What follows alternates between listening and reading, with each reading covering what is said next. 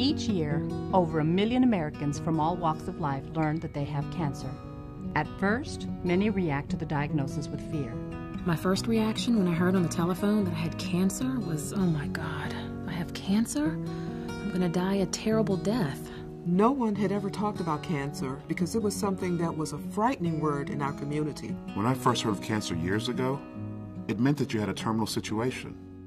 Having gone through what I've gone through and having studied and read quite a bit, not only about breast cancer, but other types, I realized that cancer isn't a death sentence, but more like an obstacle in your life.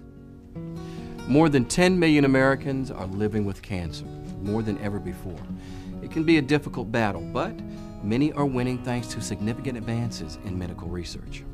Researchers are continuing to make important discoveries that result in new advances in treatment, surgery, chemotherapy, radiation, immunotherapy, and the development of new drugs.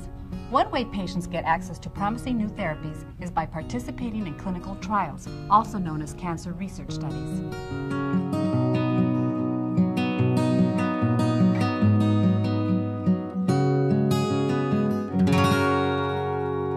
When your doctor recommends that you participate in a clinical trial, you are being offered the ability to go one step further than the standard treatment, to do a little bit more. And even though it's not proven, it may benefit you. For me, participating in the trial was about receiving treatment, but with a lot of special attention.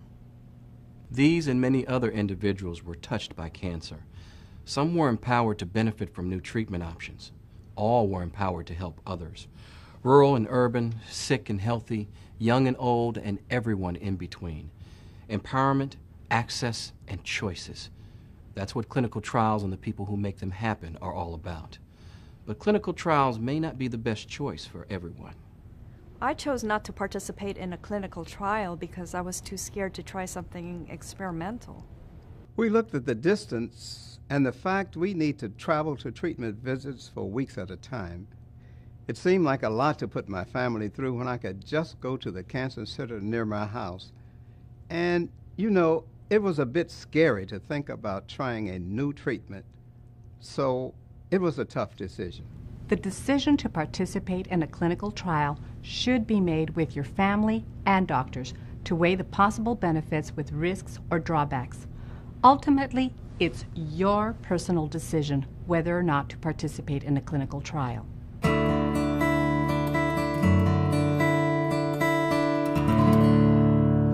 Clinical trials test promising new therapies with people in various stages of cancer, from first diagnosis to advanced disease. Patients may learn about clinical trials from their doctor or on their own, through libraries, information lines, and the internet.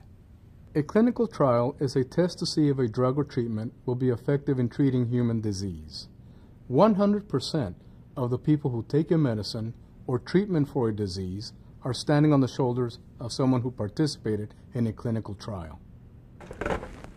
Clinical trials are an essential part of proving that any new medicine or treatment works for the group it's intended to help. Many of today's accepted uses of medicines came through clinical trials. In the 1970s, for instance, doctors and nurses began to think that aspirin might save the lives of people who came to the hospital having a heart attack. Because thousands of patients agreed to participate in the clinical trial of aspirin more than 30 years ago, doctors today routinely give aspirin to hundreds of thousands of patients every year.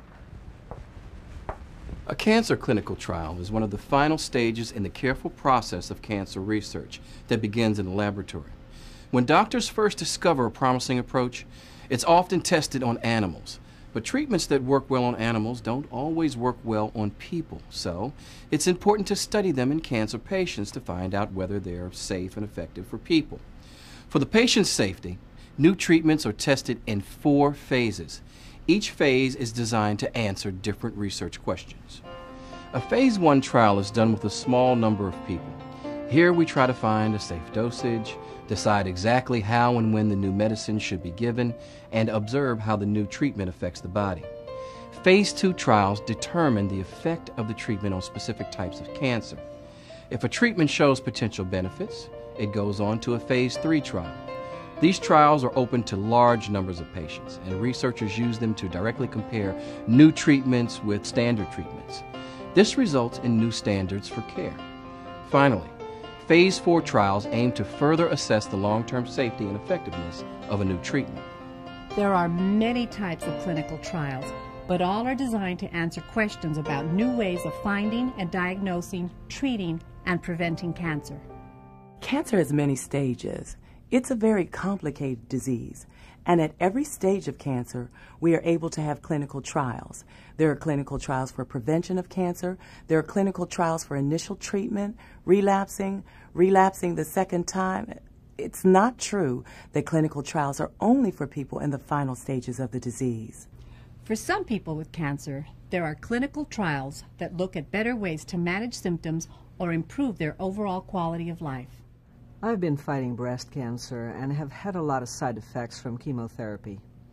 I took part in a clinical trial to help me feel less tired from the chemo, and it helped me. Before you're offered the option of participating in a clinical trial, there are many considerations. First, researchers must determine whether you meet their trial's specific eligibility criteria. Now, this refers to a list of factors that a patient must have to ensure that the treatment is tested in similar people. The eligibility criteria vary for each trial and may include factors such as type and stage of cancer and whether the cancer patient has had prior cancer treatment or other health problems. Before you can participate in a trial, you may need to visit the clinic for tests and have your current doctor work with the study team. Now, this helps to ensure that a particular study is a good choice for you. You may find that even though you participate in a cancer clinical trial, you may not receive the new treatment. This is due to the process of randomization, which helps ensure that different treatments are evaluated fairly. Randomization is done in all Phase 3 and some Phase 2 trials. Randomization means that patients are assigned to either an investigational group or a control group. Your assignment will be determined by chance through a computer program or a table of random numbers. If you are assigned to a control group, you will get standard treatment. And if you are assigned to the investigational group, you will get the new agent or intervention being tested.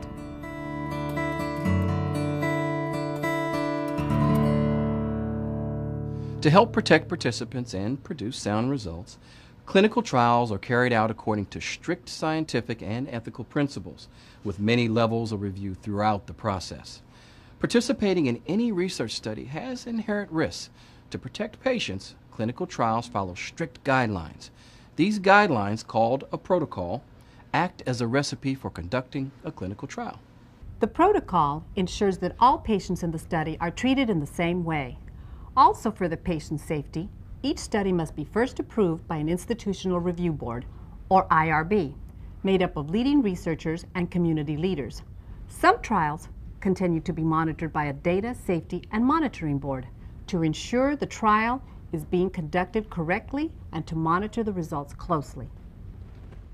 An important part of a clinical trial is a process called informed consent. During this process, your doctor or nurse will explain to you in detail the terms and treatments in the study. They'll also answer any questions you may have.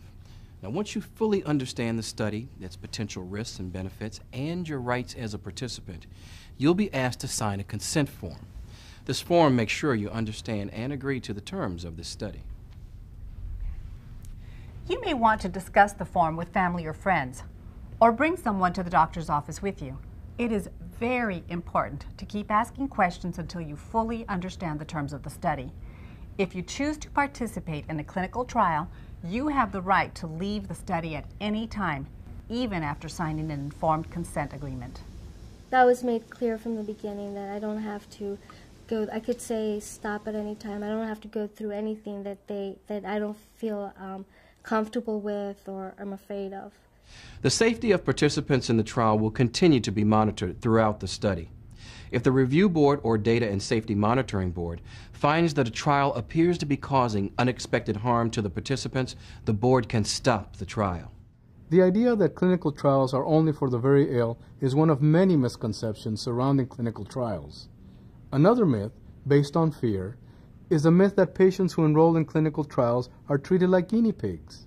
That's actually been said to me before, you know, oh, I could never do that because, you know, they're just they're trying out weird stuff on people, and that's really not true. Another misconception involves the use of placebos or sugar pills in place of treatments a patient may need. Placebos are almost never used in cancer treatment clinical trials.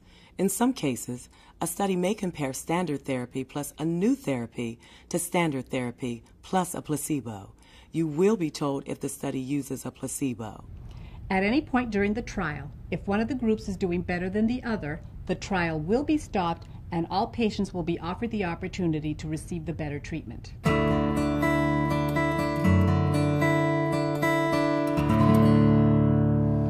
Of course, as promising as a new drug or treatment may seem, entering a clinical trial is a decision to consider carefully. You may want to think about such things as cost you may be responsible for, time commitments, and the number of doctor visits required. One concern in considering clinical trials is the cost involved. Some insurance companies state that they don't cover experimental treatments. Before you participate in a clinical trial, check with your insurance company about whether this expense is covered by your plan. Insurance coverage is not always a requirement. Even those who are uninsured may be able to participate in clinical trials. Assistance may be available through sources such as the group running the trial or Medicare. You also can talk to a nurse or a social worker from the study. They will help you be sure of how costs for participation will be covered. When you're considering participating in a clinical trial, your current doctor may be able to help you.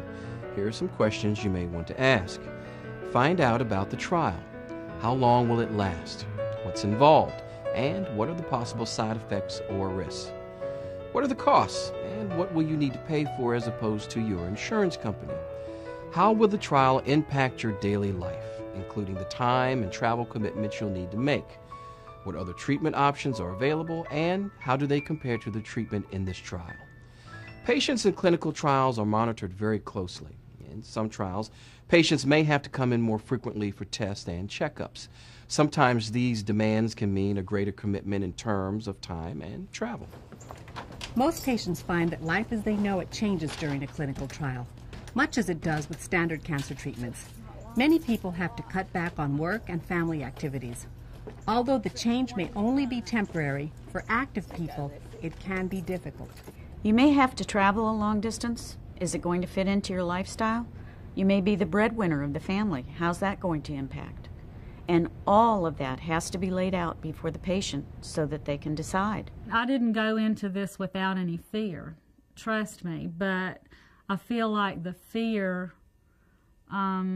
made me more aggressive in my treatment, and now has given me a peace of mind that I have done the most that I can do to battle this disease.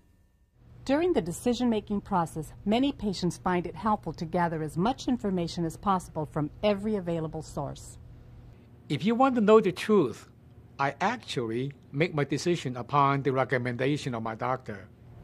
I would also suggest that if a doctor recommends you for a trial, to ask him for some names of people that have already been through it. I had quite a few people call me who were on the line, trying to decide whether they should go into it or not. And I tried to give them the best information that I could. Doctors are one key source of information, but not the only source. Many patients will go on the internet, check the newspapers, and go to the library. They'll research the disease themselves to find out the state-of-the-art information. Many cancer patients find the reward of taking part in a clinical trial goes beyond improving their own health. When Wilbur first mentioned the fact that he wanted to participate in this trial, I thought it was a good idea, but if you don't volunteer to help to advance medicine, we'll be at a standstill. By volunteering, you're helping not only yourself, but you're helping many others. I think I'm very, very fortunate to have a doctor that I have. He was a young, aggressive doctor. I mean, he was a doctor who believed that you look at the new technologies in dealing with cancers. We wanted the latest medication, the latest procedures, the latest information that we could get. He just wanted to get well, and that was the main thing. And if this was going to help him, this is what we would have done, you know. Choosing to participate in a clinical trial is a big decision. The process itself can take great strength, and not everyone benefits, but many do. I feel support for people who are coming after us. And that's why I'm here today, to try to help. And I would highly recommend to anybody who's offered a chance to participate in a clinical trial. You're helping others, and you're helping yourself. The key to remember is it's bad when you're there, but when you're finished, there's a real sense of accomplishment in that you've done all that you can possibly do to battle the disease. I hope more people participate in trials so that we can move knowledge in the field forward faster, so we can deliver the new treatments that are coming along. This is going to become more and more important in the upcoming decade. In fact, it'll be important to everyone, at every age and in every place, because cancer touches all of us, and cancer clinical trials benefit all of us. Basically, there are two reasons why I participated in clinical trials. One is entirely selfish, because I may benefit from them. The other is that the treatments I've received that have kept me alive this long, someone had to do the clinical trials to get those going, and I have benefited from them.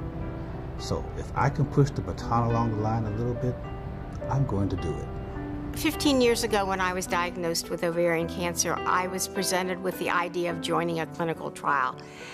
Because I was not given all of the information about a clinical trial, what it entailed, and I was there by myself when the question was posed to me, I decided not to join the clinical trial based on a lack of information. How many times can you do something that's helpful to you, but unselfish to other people too? How can you find out cures without going through this process? Somebody has to do it, and I'm willing to do it.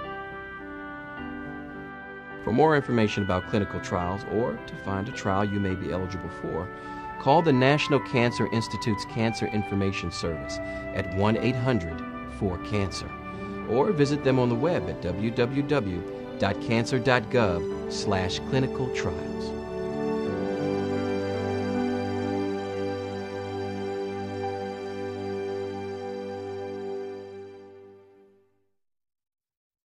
But other types? I realize that cancer isn't a death sentence, but more like an obstacle in your life. More than 10 million Americans are living with cancer, more than ever before.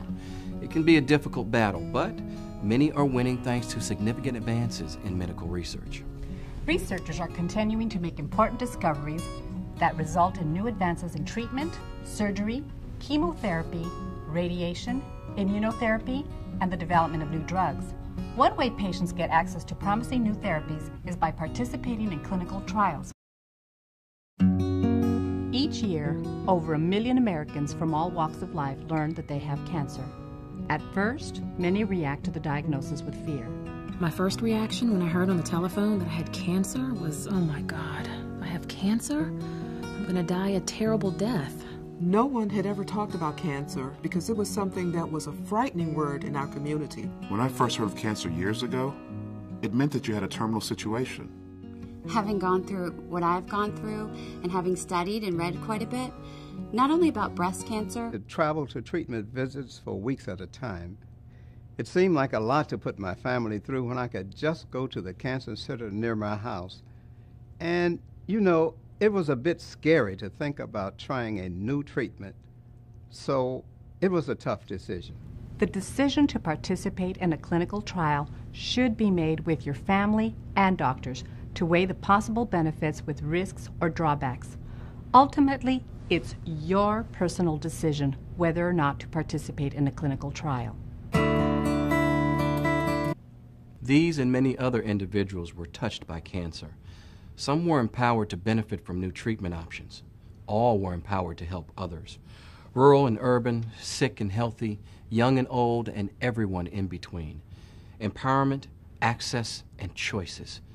That's what clinical trials and the people who make them happen are all about. But clinical trials may not be the best choice for everyone. I chose not to participate in a clinical trial because I was too scared to try something experimental. We looked at the distance and the fact we need to... Also known as cancer research studies.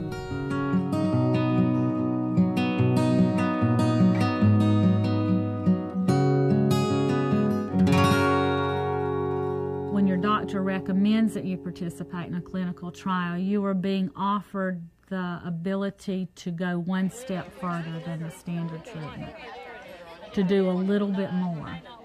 And even though it's not proven, it may benefit you. For me, participating in the trial was about receiving treatment, but with a lot of special attention.